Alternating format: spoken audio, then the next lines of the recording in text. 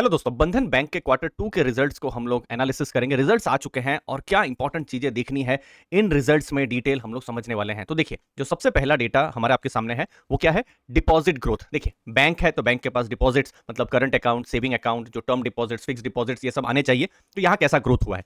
तो last year के साथ कंपेयर करें, दैट मीन्स लास्ट ईयर जुलाई अगस्त सितंबर क्वार्टर टू के साथ अगर आप कंपेयर करते हैं तो 12.8% का ग्रोथ हुआ है, जो कि एक स्टीडी ग्रोथ आप मान सकते हैं।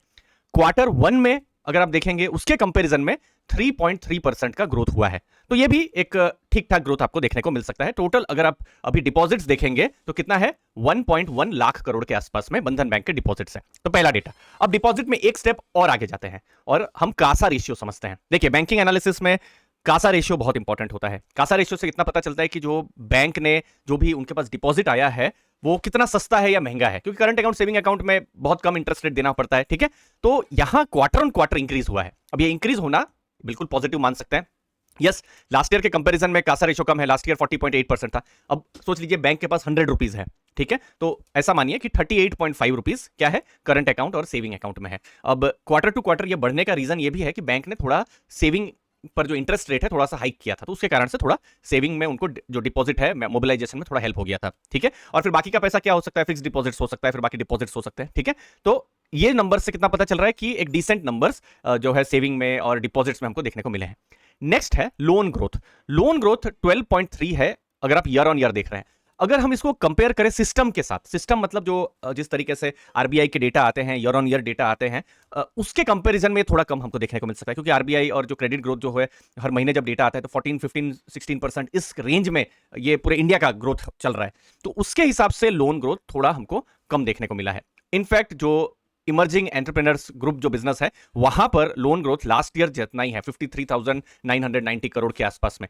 और ये बंधन बैंक का मैक्सिमम एक कोर बिजनेस आप मान सकते हैं। ये कौन सा बिजनेस है? जो माइक्रो फाइनेंस का बिजनेस आप मान सकते हैं। अभी बंधन क्या कर रही है कि अपने जो कोर माइक्रो फाइनेंस बिजनेस के अलावा अपने लोन बुक को वो क्या कर रही है? थोड़ा सा डाइवर्सिफाई कर रही है। क्या कर रहे हैं? वो कॉमर्शियल बैंक्स में ज्यादा फोकस कर रहे हैं, फिर जो होम लोन हाउसिंग है वहां पर फोकस कर रहे हैं। तो 12.3 एक डिसेंट ग्रोथ है और क्वार्टर टू क्वार्टर 4.3% का ग्रोथ है। लेकिन अभी हम देख रहे हैं कि फोकस अभी अपने जो माइक्रो फाइनेंस है वहां पर नहीं है, कॉमर्शियल बैंकिंग और हाउसिंग में हमको देखने को मिल रहा है। ओवरऑल कैसा यहां पर प्रॉफिट्स रहे हैं? तो देखिए, लास्ट ईयर 210 करोड़ का प्रॉफिट था, इस बार 720 करोड़ का प्रॉफिट है। तो प्रॉफिट इंक्रीज हुआ है। ठीक है, एनालिसिस हम करेंगे तो ये सब सिर्फ डेटा आपको मैं पहले बता देता हूं। इनकम अगर आप देखेंगे 11.7% इंक्रीज हुआ है ईयर ऑन ईयर में। तो एक डिसेंट यहां पर ग्रोथ हमको प्रॉफिट्स में भी देखने को मिल रहा है। तो ओवरऑल नंबर्स में कुछ मिक्स्ड सिग्नल्स भी जा रहे हैं, कुछ पॉजिटिव नेगेटिव दोनों हमको देखने को मिल रहे हैं। नेक्स्ट है नेट इंटरेस्ट मार्जिन। और हर बैंक में ये जरूर देखते रहिए, ये जितना स्टीडी रहे, बढ़ता रहे, उतना अच्छा होता है। नेट इंटरेस्ट मार्जिन क्या होता है? देखिए, बैंक ने लोन दिया होता है और उसमें से वो कुछ इंटरेस्ट कमाते हैं। ठीक है, उसको आप माइनस कर दीजिए। बैंक के पास जो डिपॉजिट आता है, क्योंकि डिपॉजिट के लिए फिर बैंक को सामने भी पैसा देना है जो अपने कस्टमर्स है, फिक्स डिपॉजिट या सेविंग अकाउंट, तो उसको आप माइनस कर देंगे। सोच लीजिए 20% का बैंक ने लोन दिया है सामने। ठीक है, और ये माइक्रो फाइनेंस मैक्सिमम लोन है तो उतना हो जाता है। ठीक है, मैं एक एवरेज जस्ट समझाने के लिए बता रहा हूं। और बैंक ने सोच लीजिए 8% का उनका जो सेविंग अकाउंट, फिक्स डिपॉजिट सब मिला के एवरेज खर्चा पड़ता है, तो कितना हो गया? 12 हो गया। और उसको कंपेयर किया जाता है जितने भी एसेट्स हैं उसके साथ। तो सोच लीजिए बैंक के एसेट्स से 100 रुपीज के हैं, तो 12/100 12% हो गया। ठीक है, जस्ट ये समझने के लिए। अब बंधन के केस में कैसा है? 7 से 7.3 हुआ क्वार्टर वन में, क्वार्टर टू में 7.2% हुआ। मतलब क्वार्टर ऑन क्वार्टर थोड़ा सा गिरा है एनआईएम्स की जब हम बात कर रहे हैं।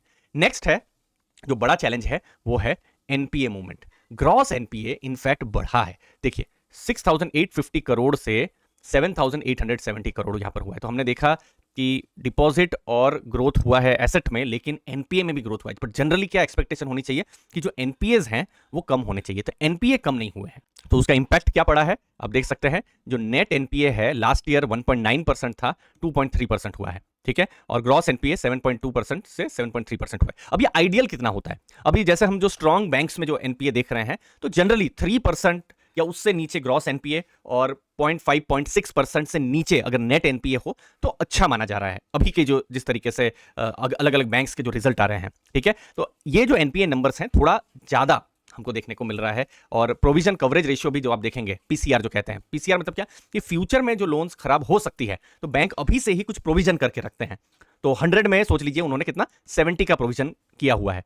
आइडियल कितना होता है प्रोविजन कवरेज रेशियो? ये 70 या उससे ज्यादा हो तो आइडियल है। तो 70 है तो ये ठीक ठाक मान सकते हैं, बहुत खराब भी नहीं, बहुत अच्छा भी नहीं, एवरेज या अबव एवरेज आप प्रोविजन कवरेज रेशियो मान सकते हैं। तो ये कुछ बंधन के रिजल्ट्स आए थे दोस्तों। और फिर उसके बाद ट्रेंड लाइन में कुछ रिसर्च रिपोर्ट भी आई थी, जैसे ये आईसीआईसीआई सिक्योरिटीज की ये बिल्कुल लेटेस्ट रिसर्च रिपोर्ट है, देखिए आप 19 अक्टूबर की रिसर्च रिपोर्ट है।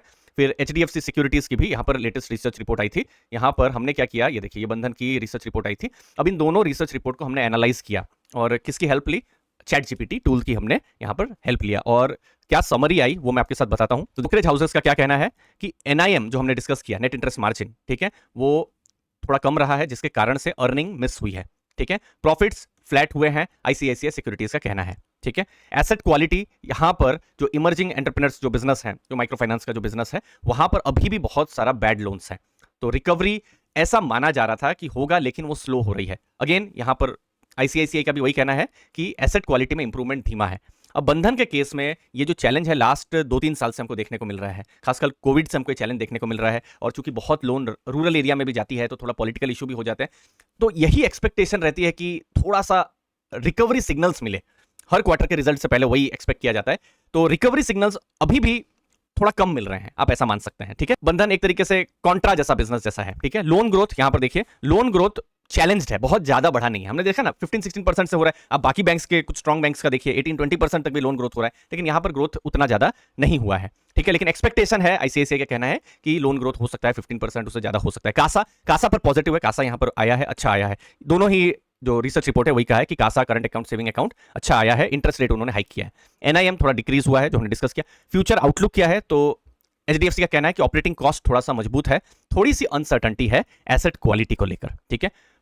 आईसीआईसीआई का कहना है कि वो पॉजिटिव है सेकंड हाफ में, मतलब अक्टूबर से लेकर मार्च में, ठीक है। लेकिन पोटेंशियल पॉलिटिकल हेडविंड्स भी हैं, क्योंकि इलेक्शन आने वाले हैं। मैक्सिमम लोन जो जाती है रूरल एरिया में जाती है। इनफैक्ट नेक्स्ट ईयर में सेंट्रल इलेक्शंस हैं, तो ये किस तरीके से प्ले आउट करेगा ये अनसर्टेनिटी है। क्योंकि होता है ना कि इलेक्शन से पहले कुछ वादे कर दिए जाते हैं कि लोन को माफ कर दिया जाएगा। ये अभी तक तो ऐसा कुछ बात नहीं है, बट ये एक अनसर्टेनिटी रहती है, ठीक है। अभी तो उसको हम लोग नहीं देख सकते। Target price, again target price पर हमारा फोकस नहीं रहता है, बिजनेस पर ही रहता है। तो यही उन्होंने कहा है कि एसेट क्वालिटी और मार्जिन के चैलेंजेस हैं, और ऑप्टिमिस्ट है लेकिन थोड़ा कॉशन भी है बिजनेस को लेकर। बैंक अपने बिजनेस को डाइवर्सिफाई भी कर रही है, मतलब कोर माइक्रो फाइनेंस के बिजनेस से दूसरी जगह में भी डाइवर्सिफाई कर रही है। लेकिन कंपटीशन, पॉलिटिकल अनसर्टेनिटी, ये सब चीजें यहां पर हमको देखने को मिल रही है दोनों के बिजनेस में। तो एंड में बंधन के केस में अभी भी कुछ रिकवरी सिग्नल्स का वेट रहेगा, जो कि हम पिछले कुछ क्वार्टर से एक्सपेक्ट कर रहे हैं, जो इस क्वार्टर में भी उतना नहीं आया है।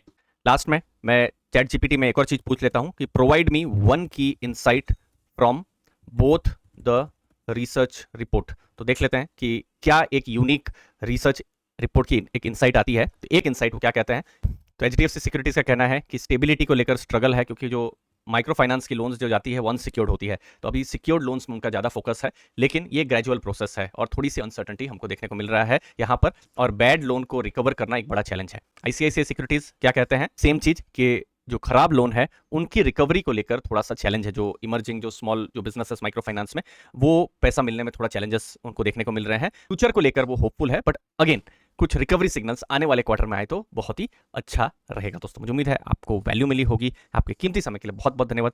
लास्ट में हमारा बैच 3 शुरू हो रहा है, AI powered multibagger mastery. बहुत ही लिमिटेड सीट्स होने वाली है। ये 7 डेज लाइव मास्टर क्लास होने वाला है स्मार्ट इन्वेस्टिंग को लेकर। अक्टूबर 25 से 31 के बीच में हिंदी और इंग्लिश में क्लासेस होने वाले हैं, और टोटल 3100 के 3 कोर्सेस मैं आपको फ्री में प्रोवाइड करने वाला हूं। स्टॉक सिलेक्शन 1300 का, सेक्टर एनालिसिस 1000 और डिविडेंड मास्टरी 800 का कोर्स मैं आपको प्रोवाइड करने वाला हूं। हम एक्सक्लूसिव व्हाट्सअप कम्युनिटी रहने वाली है। 65% का स्पेशल ऑफर डिस्काउंट यहां पर रहने वाला है। आपको क्या करना है, अर्ली फाइनेंशियल आजादी को ऐप को डाउनलोड करना है। वैसे आप क्लासेस को वेब में भी देख सकते हैं, और LGIGZ करके कोड है, उस कोड को भी आपको इंटर करना है। रिकॉर्डिंग एक्सेस आपके लिए हमेशा के लिए अवेलेबल रहेगा। डाउट क्लियरिंग सेशन रेगुलर होते रहेंगे दोस्तों। यहां पर बहुत सारे लर्निंग मटेरियल भी आपको मैं प्रोवाइड करूंगा। AI प्रॉम्प्ट्स में आपको प्रोवाइड करूंगा, लर्निंग मटेरियल्स और इन्वेस्टिंग चेकलिस्ट भी आपको मैं प्रोवाइड करने वाला हूं। और एक और इंपॉर्टेंट बात, मैं यहां पर क्या सिखाने वाला हूं आपको, मैं fundamental analysis, investor psychology, sector analysis, dividend investment, और AI से आप कैसे अपनी इन्वेस्टिंग को और रिफाइन कर सकते हैं उसके बारे में बताऊंगा। अलग अलग पोर्टफोलियो कैसे कंस्ट्रक्ट कर सकते हैं उसके बारे में भी मैं आपको